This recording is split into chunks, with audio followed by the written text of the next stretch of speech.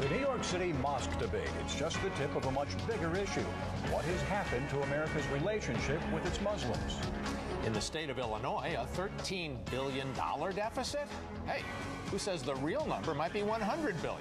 And a taste of privatization. Mayor Daley is hungry for ways to avoid tax hikes. Will his budget recipe work? This is Fox Chicago Sunday. Good morning. Welcome to our program. I'm Dane Placco. I'm Fox Chicago political editor Mike Flannery. The mosque debate in New York City, a debate over a mosque in Chicago, a debate over a mosques, multiple mosques in our suburbs, and all across the country. And they're not all about zoning, but they are, for the most part, very heated. Our first guest this morning says Islamophobia is becoming a concerning problem in America. He is Ahmed Rehab. He is the from the Council on American-Islamic Relations. Ahmed, thanks for joining us this morning. It's a pleasure. Thanks for having me. So what is the status of Muslims in America? Muslims are equal citizens in America.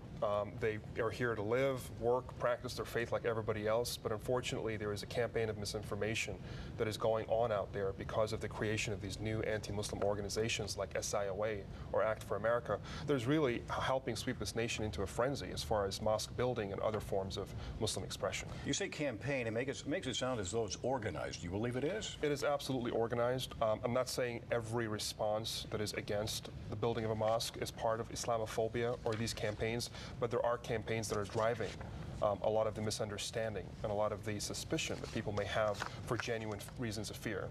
Well, but the fear does have a genuine basis. Let's face it. We face the attack. There continue to be reports that there are people who get arrested here in Chicago who are conspiring to kill thousands of people. Well, like any faith in the world, there are good guys and there are bad guys. I can understand us being afraid of the bad guys, but I can't understand us not being able to differentiate between the two. And how would you tell the typical American to differentiate? 99.99% of Muslims are good guys, just like any other faith. We have our bad apples. They don't represent us, and it is wrong to look at the entirety of Islam and Muslims as somehow representative of the worst amongst us. So when we get this character Headley up here on West Devon, who gets arrested, he was part of the group that he did some of the scouting for the mass murder in Mumbai. Mm-hmm. How do we, allegedly he's been charged with that. How should people differentiate that? I think you can understand where the fear comes from. Well, if somebody commits criminal behavior, and again, it's not proven yet, but let's assume that is the case, we're all against that. It doesn't matter if they're Muslim or Jewish or humanist or Buddhist or whatever else, or Christian. We're all against criminal behavior. We're not against faiths or communities, because that would be bigotry and that would be misunderstanding. So how is this impacting the Muslim community? It's impacting the Muslim community because the Muslim community itself is seen as somehow an extension of the criminal behavior that is occurring in really minute but meaningful levels with terrorist activities or suspected terrorist activities. But on a day-to-day level, I mean, how does it impact you? Well, Muslims are talking about it every day. They're thinking about it. They're worried about how their children are going to perceive themselves, self-image growing up in this country.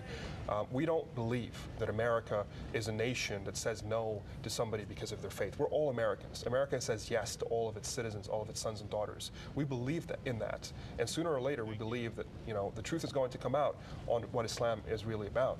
All right, so we were talking just before the show, and we talked about you have a sense there's a mutual incomprehension, particularly among some immigrants. There's an awkward interaction with Americans. They're not familiar with how to speak in the American context.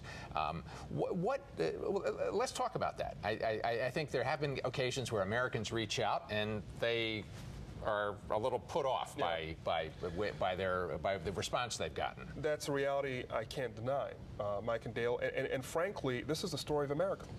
We've had the same thing with the Irish, with the Italians, with Jews, with Russians, with Greeks, in different parts of American history.